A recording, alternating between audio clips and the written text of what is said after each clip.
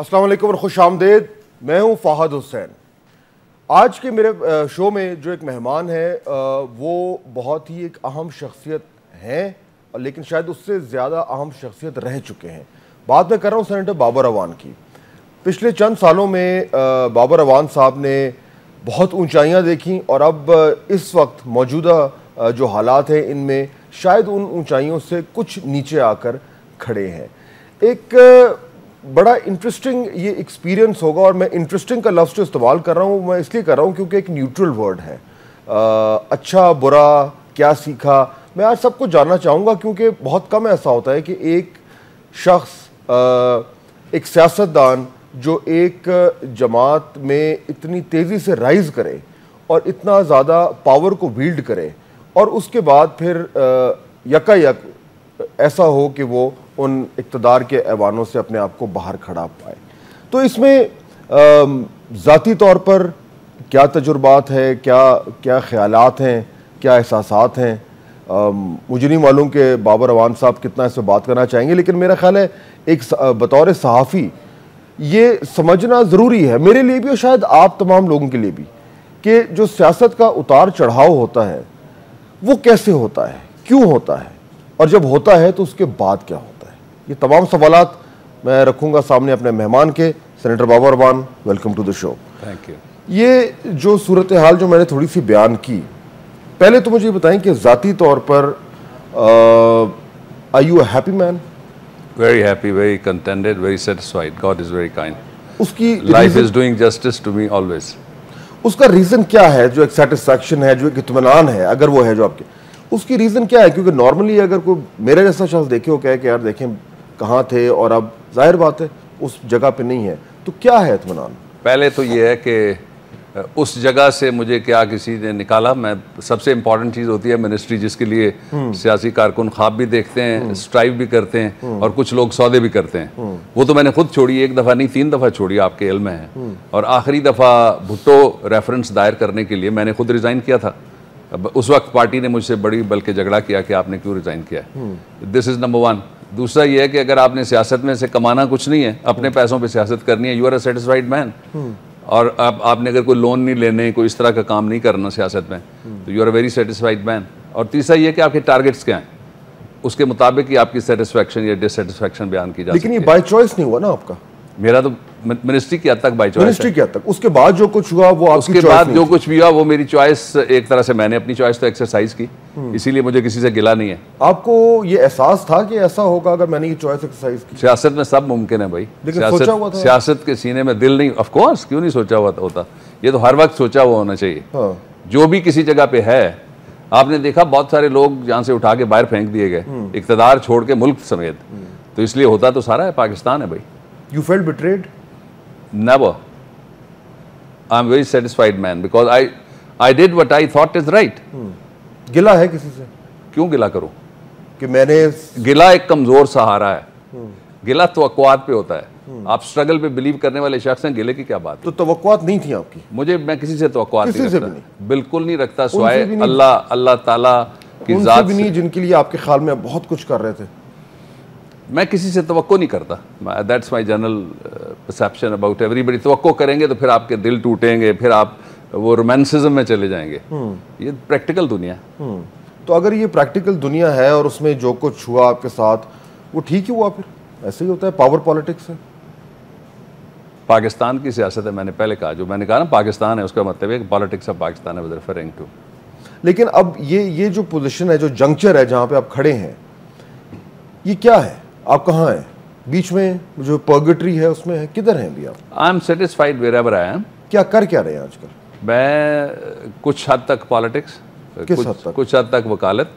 Politics किस हद तक कर रहे हैं? उस हद तक करता हूँ जितना मैं ज़रूरी समझता हूँ कि मुझे करनी चाहिए। मसलन कोई एग्जांपल दें। और I am part of the parliament, number 1। Number 2, I write about politics. Number 3, I give lectures. Number 4, I participate little parliamentary activities and some of the talk shows like you.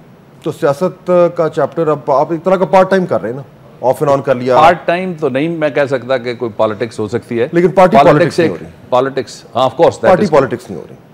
Party politics में decision making में मैं शरीक नहीं हूँ। अच्छा, आपका career अब कहाँ जाएगा सियासत में? मैं अव्वलो आखिर वकील हूँ और उसके साथ पॉलिटिक्स ऑफ कोर्स पैशन है, वो तो ना छोड़ना है। दो काम जो हैं वो वकालत के अलावा मुझे बहुत अच्छे लगते हैं, एक तो तबलीग ज़ाती ज़िंदगी में और दूसरा पॉलिटिक्स। बाबर रहमान साहब, पीपल्स पार्टी आपकी पार्टी, सदर साहब आपके सदर, आपने जो कुछ उनके लिए किया, जिस तरीके से किया, लोग कहते हैं कम लोगों ने जमात में किया। आपने फिलहाल लगता ही है कि किश्तियाँ वहाँ से जला ली हैं। फिलहाल सियासत में कुछ नहीं पता होता, मेरे से बेहतर जानते हैं। नवाज शरीफ साहब के खिलाफ आपने कोई कसर नहीं छोड़ी, so you have no love lost with him, उधर से आप एलिनेटेड हैं। जजेस के खिलाफ आपने जो कुछ कहा वो शायद ही किसी ने कहा, आपका लाइसेंस सस्पेंड हो गया। सब पावर सेंटर्स जो है आपसे नाराज हैं। You are an isolated man. I am a very satisfied man. Satisfied but isolated. Of course, no. How isolated? My friends are with me every day when I go. 8 महीने हो गए मेरा licence suspended है आज, exactly 8 महीने। This is also unprecedented. और जितने भी अनप्रेसिडेंटेड चीज़ें होती हैं वो एक्स्ट्रा ऑर्डिनरी हालात या एक्स्ट्रा ऑर्डिनरी लोगों के लिए मखसूस हैं। So I am very satisfied man. मेरे साथ दोस्त जिनको खड़ा होना चाहिए वो खड़े। आपने पावर कुछ भाग गए। हाँ, कुछ भाग गए, ठीक है, वो तो होता ही है। मेरा ख्याल है उसमें भी you should be surprise. Yes, आपने पावर पॉलिटिक्स की और डट के नहीं, मैंने पॉलिटिक्स की। पॉलिटिक्स पावर के अलावा भी नहीं, पावर के अलावा मैं आपको बताता हूँ ना, जिस दौर में मैं बाहर निकला मिसाल के तौर पे, बार एसोसिएशंस में गया या बाकी जगह पे गया, कोई वजीर जाता था? पैसे दिए आपने? आज भी नहीं निकल रहे ना, बहुत सारे लोग तो आज भी छुप के पॉलिटिक्स करते हैं। पैसे तो मैंने पॉलिटिक्स की। अच्छा, फिर मैंने, सुनिए ना, दूसरा फिर मैं जहां भी गया साथ मेरे वर्कर्स होते थे, साथ मेरे पार्टी होती थी, तो इसलिए मैंने पॉलिटिक्स की। मैंने तो पावर पॉलिटिक्स तो मैंने नहीं सीखी। गवर्नर पंजाब अब बनना चाह रहे थे, वो पावर पॉलिटिक्स है ना बाबू साहब? मैं बनना चाहता तो बन जाता। बनना चाह तो रहे थे, मुझे कोई प्रॉब्लम नहीं थी। चेयरमैन सेनेट बनना चाह रहे थे, फिर वो भी नहीं हुआ। ये भी पावर पॉलिटिक्स है। इस मुल्क में कौन क्या नहीं बनना चाह रहा? ठीक है, मतलब देखिए, आपका एम करना, उसमें कोई बुराई नहीं है। एस्पायर करना, क्लेम करना नहीं, एस्पायर करना, उसमें कोई बुराई नहीं है। एस्पायर करना इसलिए कि जन्नत के टिकट तो सियासी जमातों ने देने नहीं होते, ठीक है। तो लेकिन मैंने कभी बिल्कुल सच नहीं, क्लर्की के लिए मैंने कभी एस्पायर नहीं किया भाई। जहां कुछ भी नहीं है मैं क्यों एस्पायर करूं?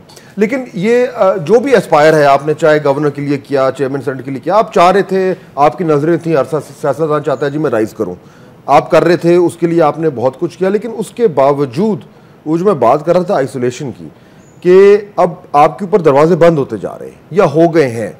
जो बड़े पावर सेंटर्स हैं, मुझे नहीं पता फौज से आपके कैसे ताल्लुकात हैं, जीएचक्यू के दरवाजे खुले, आई डोंट नो, लेकिन ये जो मेन पावर सेंटर्स हैं, एक शायद मीडिया भी है, अब उसमें तो फिलहाल तो खुले हैं फिलहाल। तो ये जो हर तरफ एक ऐसा शख्स जो इस लेवल पे जाके कर रहा हो, एंड सडनली वो जहां मुड़ता है दरवाजा बंद हो रहा है। मैंने कहीं बंद दरवाज़ा नहीं खोला देखा, इसलिए कि अल्लाह ताला का जो कानून है वो एक पंजाबी की फोकलोर में है कि एक दर बंद और 100 खुले। लेकिन मुझे तो दरवाज़ा कोई बंद नज़र नहीं आ रहा अभी तक कि मैं कहूँ कि दरवाज़ा कोई बंद हो गया मेरे लिए पाकिस्तान में अपॉर्चुनिटी का, पॉलिटिक्स हो या वकालत हो या कोई और सिलसिला हो। इसलिए जब बंद देखा तो आपसे ज़रूर शेयर करूँगा, कौम को भी बताऊँगा। आपने जरदारी साहब के लिए जजेस के ऊपर चढ़ाई कर दी, अब वो सब आपको छोड़ के चले गए, अब भुगत रहे हैं।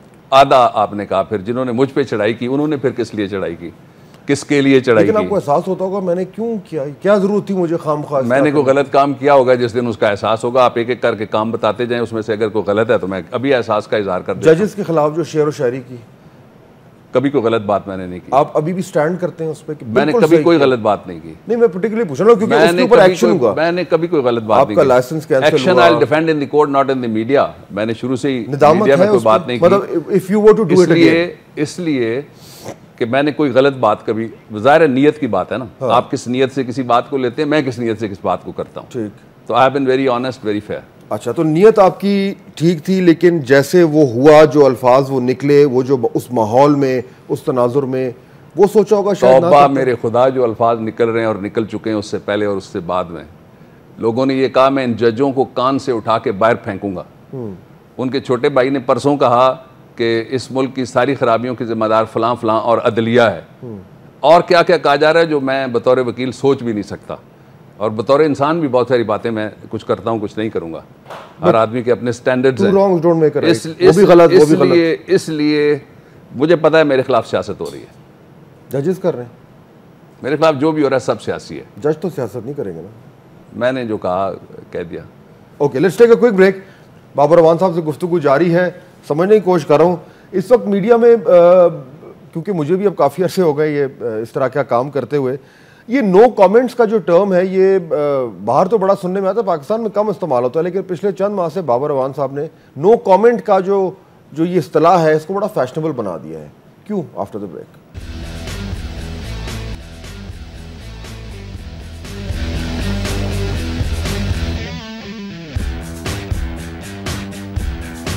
ब्रेक के बाद खुश आमदेद खुसूसी की गुफ्तगू जारी है सेनेटर बाबर अवान के साथ। मेरे साथ स्टूडियो में मौजूद हैं। बाबर साहब, नो कमेंट क्यों कहते हैं आप इतना? इसलिए कि कुछ चीज़ों पे मैं समझता हूँ बोलने का वक्त नहीं आया फिलहाल। Of course. तो वो कुछ दिनों में, कुछ महीनों में, कुछ सालों में आएगा, फिर खुल के बोलेंगे होपफुली। तो किस चीज़ का खौफ है? खौफ किसी चीज़ का, अभी आपने जितने मरले गिनवाए और कहा पावर सेंटर्स आपके मुखालिफ हैं, खौफजदा आदमी ऐसा करेगा? तो फिर खौफजदा आदमी तो छुपेगा, बैरून मुल्क जाएगा, असाइलम ढूंढेगा, यहाँ से भागेगा, यहाँ पे चीज़ें छोड़ के भागेगा और लोगों को छोड़ के भागेगा। खौफजदा आदमी आपके सामने फवाद हुसैन को आके इंटरव्यू दे रहा होगा।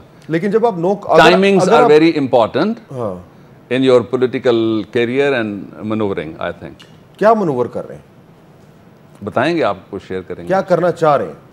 पॉलिटिक्स मैंने कहा ना, दो काम तो मुझे वकालत तो के अलावा मनूवरिंग कर रहे हैं अच्छे लगते हैं। पार्टी के अंदर, पार्टी के बाहर? जमात इस्लामी को मुझे कह रहा था ज्वाइन करना आप शायद सोच रहे हैं करने की, तो है इसमें? आप भी इस कदर जालिम होते जा रहे। तो पार्टी में रहना है? पार्टी में हूँ, ऑफ कोर्स रहेंगे।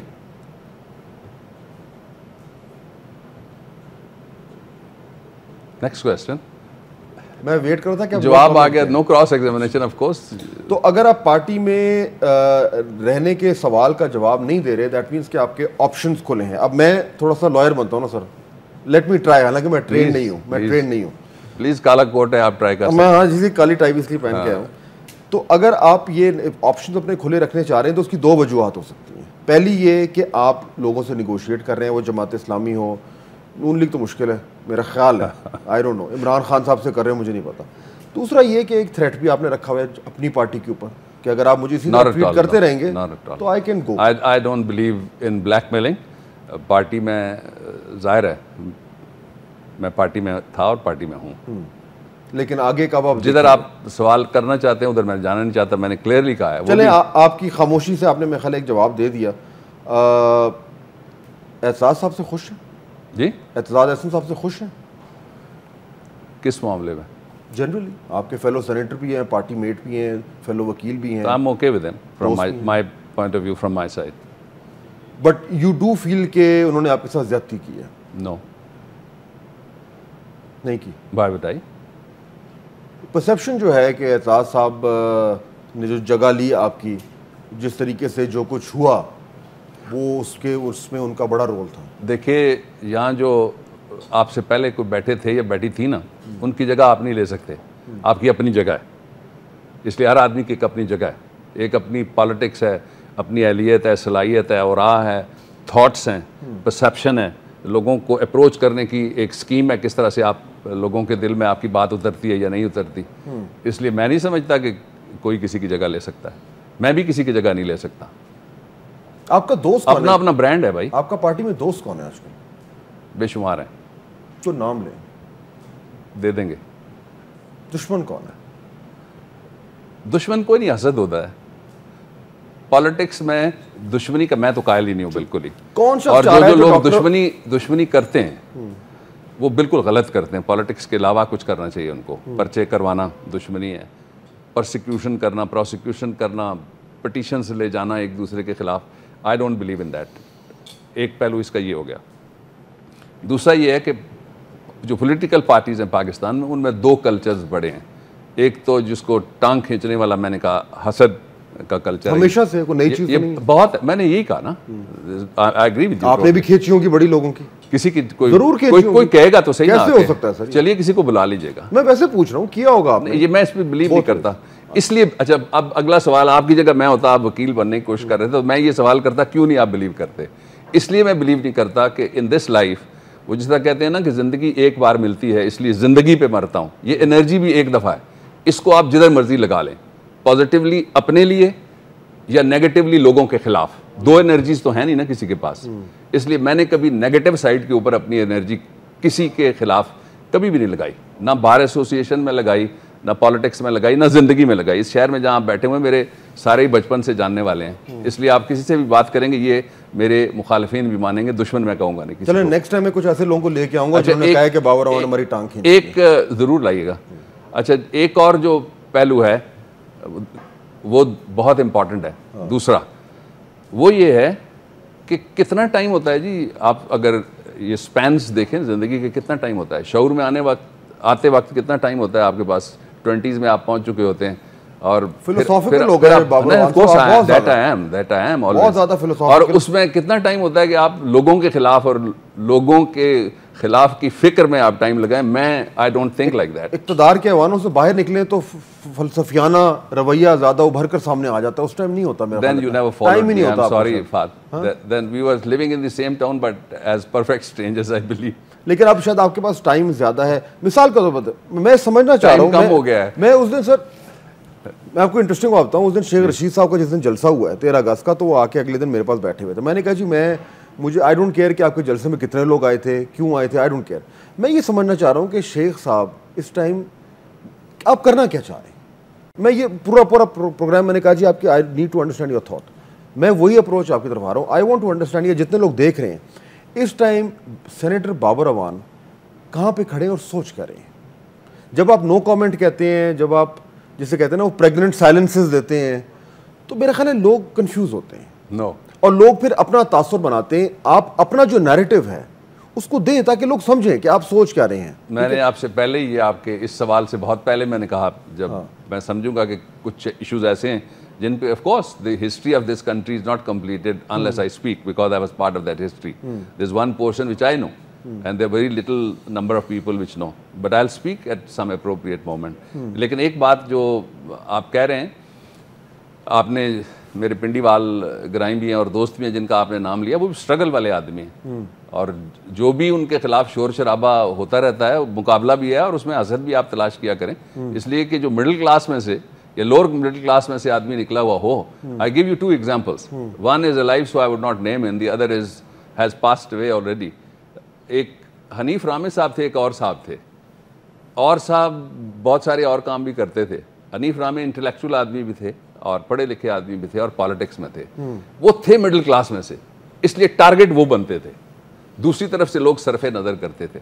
मैं जो बात पीछे कह रहा था और तो यहाँ पे भी अप्लाई करता है? नहीं कही जा सकी थी। ऑफ कोर्स जो भी मिडिल क्लास में से नीचे से जो भी उठेगा उसके अप्लाई करे। आप कल आ जाइए, आप पे भी अप्लाई करेगा। और दूसरा जो कौन टारगेट करता है? दूसरा जो मैं बताता हूँ, मिडिल क्लास को कौन टारगेट मैंने आपको बताया ना, एक तो मैंने वो फैक्टर पहले बता दिया। दूसरा एक और ज़हनियत है सियासत में, जो एक फ्यूडल लॉर्ड्स ज़हनी तौर पे लोग हैं और कुछ प्रैक्टिकली भी हैं।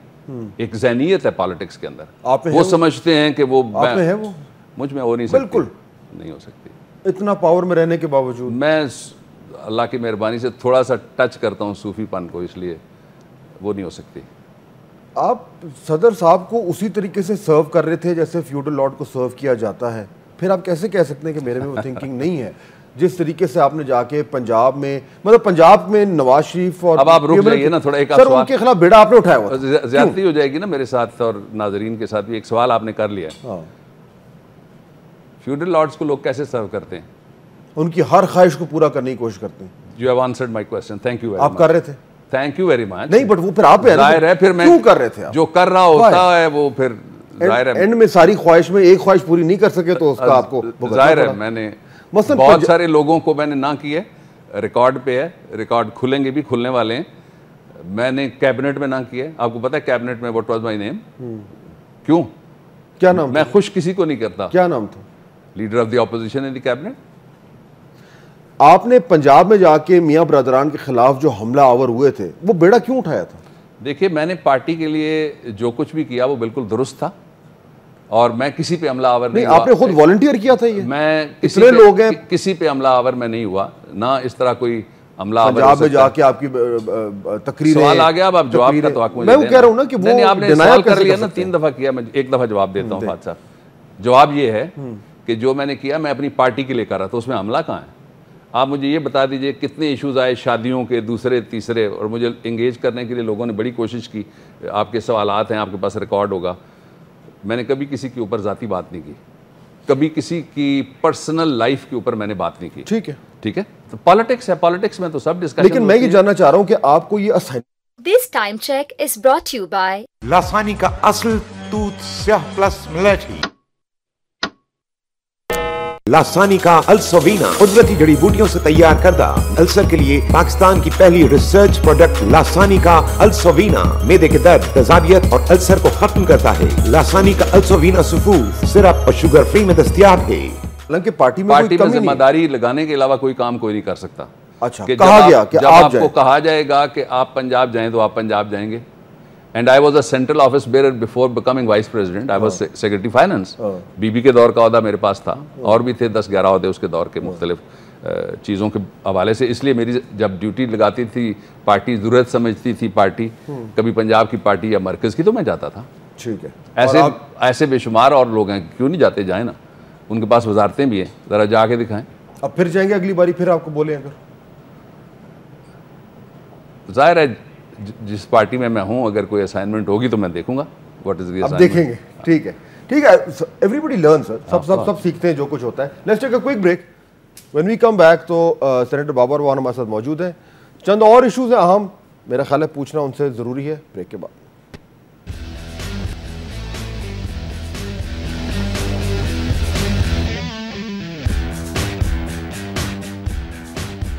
बाद खुश आमदेद। सेनेटर बाबर अवान मेरे साथ मौजूद हैं। गुफ्तगू का सिलसिला जो उनसे है उनको आगे बढ़ाते हैं।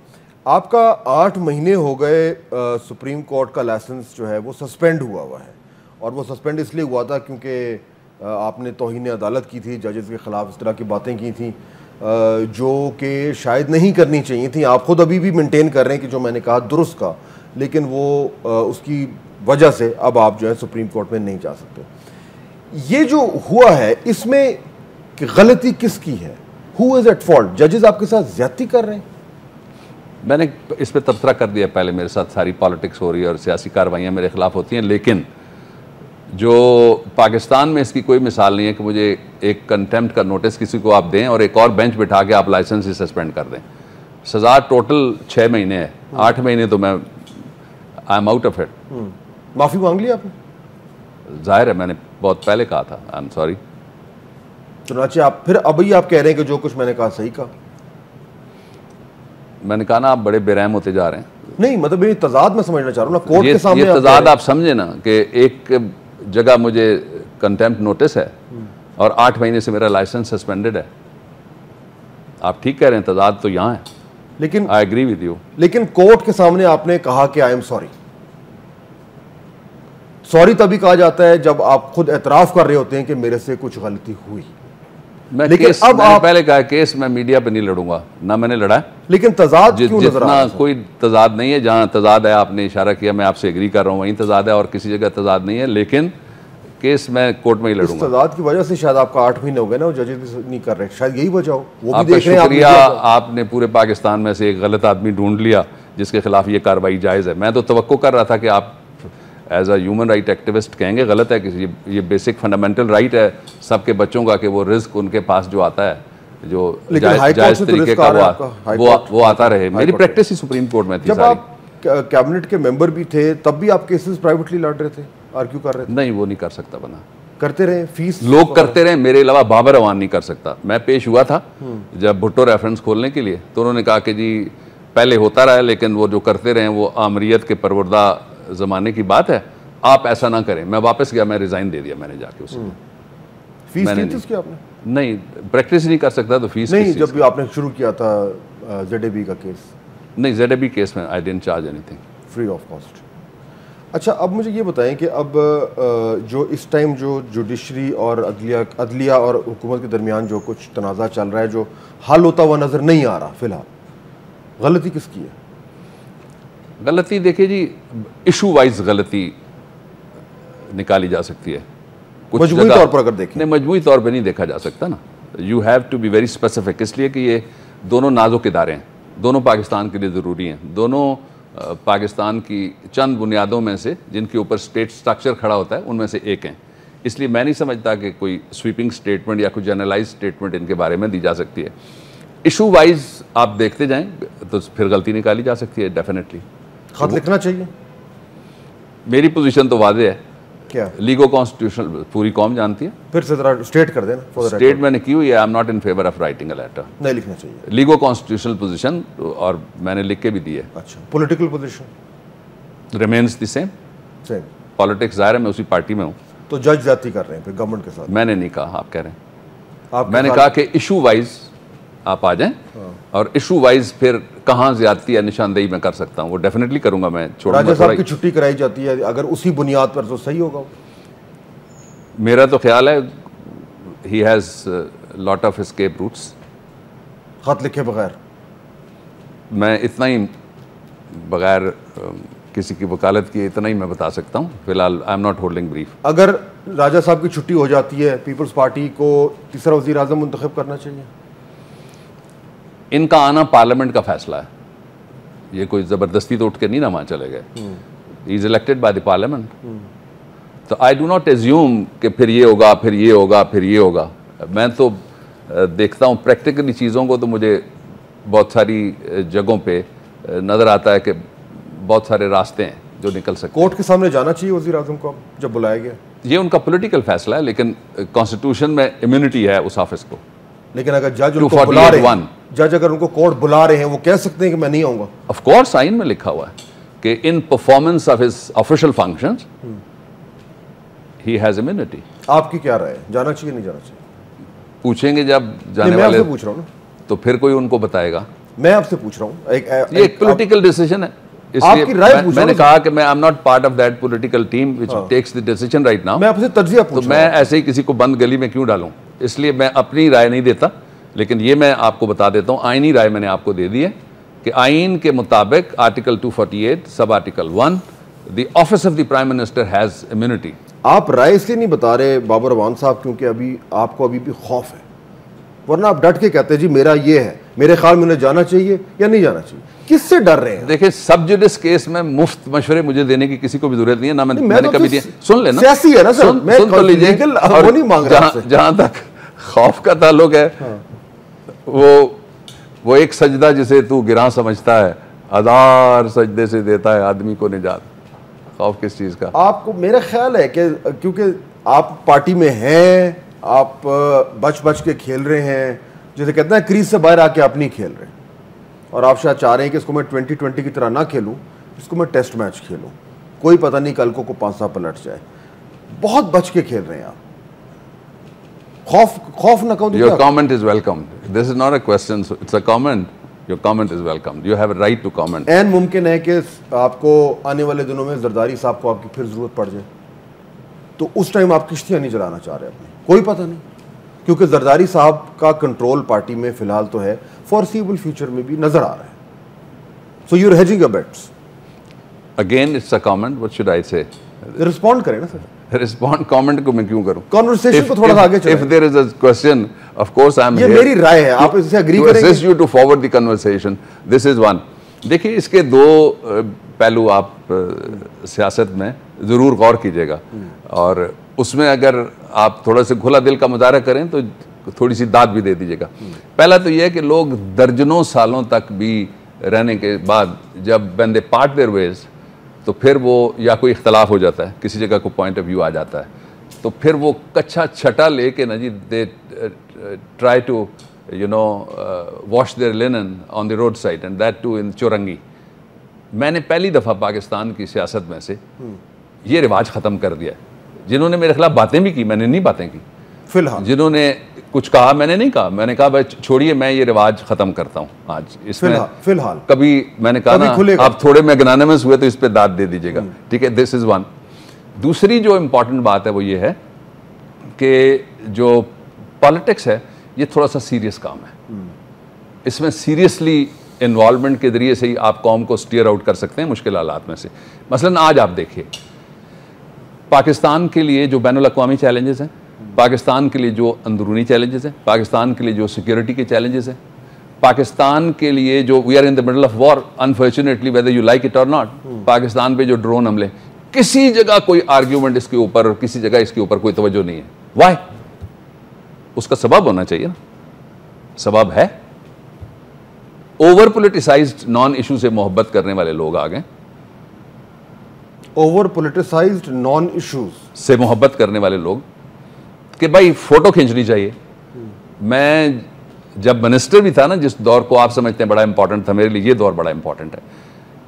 उस दौर में भी मैं बहुत ज़्यादा शौकीन नहीं था कि मैं ज़रूर बैठूं और मैं जाऊं टेलीविजन में। मैं जहाँ समझता हूं कि ठीक सवाल होंगे या मैं कुछ सीख के आऊँगा, 2 लफ्ज़ जिसके पास मैं बैठूंगा, मैं ज़रूर जाना पसंद करता हूँ, तब भी और अब भी। नहीं, तब तो आपका बिल्कुल ही नहीं था ना नहीं साहब, तब तो आपने बिल्कुल बंद किया हुआ था। आप बता दीजिए, मैं आपको बता सकता हूँ, तब मैंने इस चैनल में भी प्रोग्राम किए। 3-4 साल में कितने किए होंगे? 2-3 इसी तरह की, मैं सारी जगह इसी तरह ही गया तो हूं। अब भी उसी तरह ही जाता हूं। अब 8 महीने में मैंने 8 भी नहीं किए, महीना पर प्रोग्राम भी नहीं बनता अब भी, तो उसको भी लोग बड़ी कंजूसी कह सकते हैं, लेकिन उसको समझने का एक दूसरा तरीका भी है।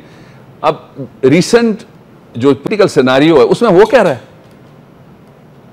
Where is the nation, where are the national issues, where are global concerns, who is addressing, who is trying, who is striving कि कोई किसी जगह बैठ के कोई इकट्ठा रास्ता निकाला जा सके।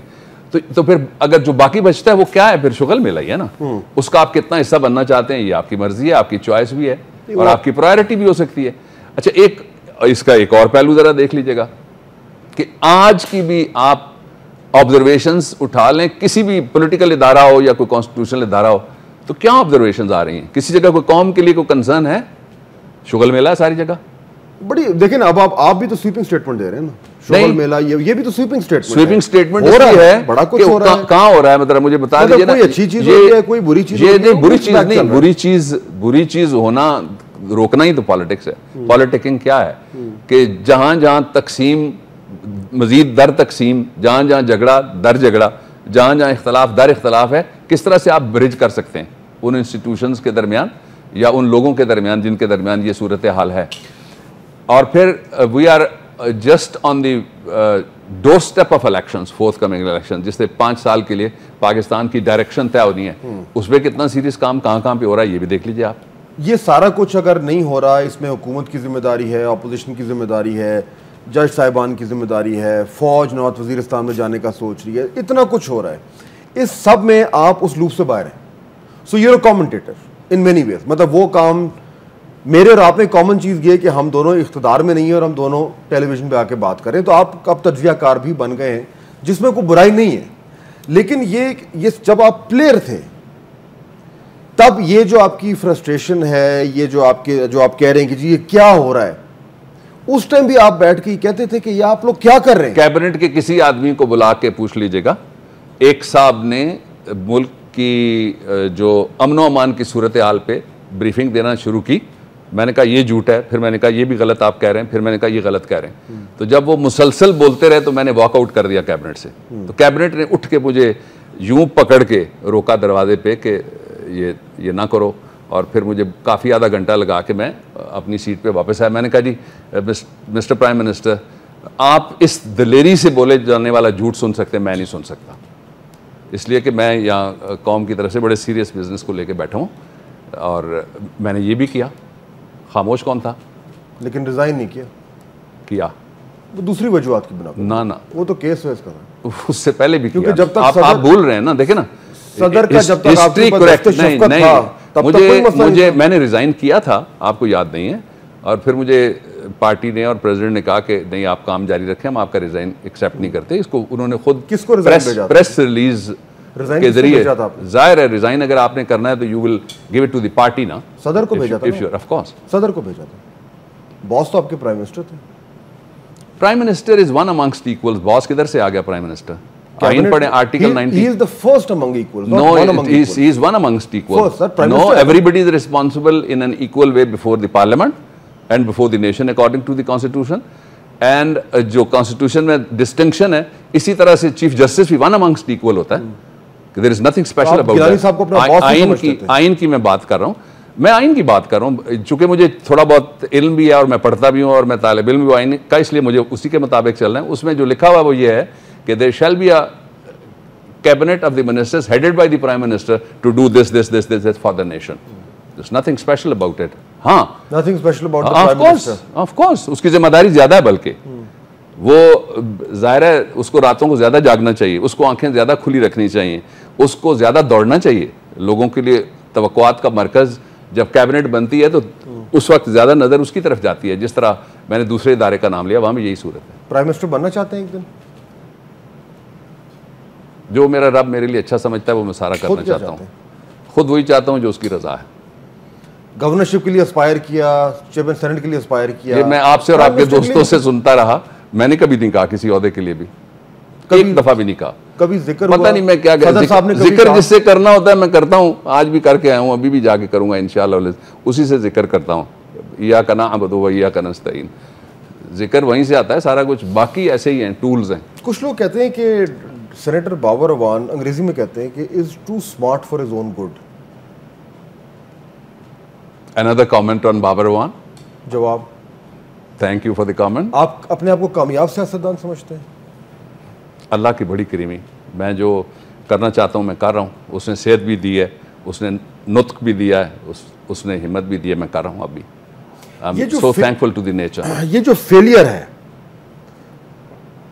पाकिस्तान का बहुत लेवल्स पे, इसमें आप सब लोग इन्वॉल्व हैं ना? मतलब कल आई एक्सेप्ट माई रिस्पॉन्सिबिलिटी, तमाम लोग। बिल्कुल। ये मुल्क कहाँ से शुरू हुआ था? आप कॉन्स्टिट्यूशनल एक्सपर्ट हैं। कल आयशा जलाल साहिबा मशहूर तारीखदान है, उनका लेक्चर था, मैं उधर गया हुआ था, जिन्ना के बारे में बात कर रही थी।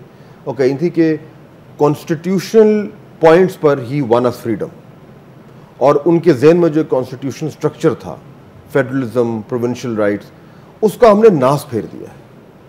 चाहे तालीम हो, चाहे सेहत हो, आप लोग भी, मतलब आप खुद भी बैठ के बड़े बड़े दावे करते हैं, अभी भी हो रहा है, आप बाहर हैं, बट क्या ये एहसास आप लोगों को है कि आप लोगों ने इस मुल्क के साथ क्या किया है? देखिए, ये जो तर्ज तखातुब है इससे मुझे इत्तफाक नहीं है, ठीक है, जिम्मेदार सारे हैं। एहसास कौम, सुनिए ना, कौम सबकी जिम्मेदारी है, मुल्क भी सबकी जिम्मेदारी है। इसको आप समाजियात का सब्जेक्ट समझिए, सियासियात का सब्जेक्ट ना समझिए for the time being, just for 2-3 minutes. जब ये है तो फिर सबकी जिम्मेदारी थी। सबकी जिम्मेदारी में कहीं ना कहीं कमी रह गई। अपोर्शनमेंट की जरूरत नहीं है कि कौन कितना जिम्मेदार है। अपोर्शनमेंट में हम मानेंगे ही नहीं।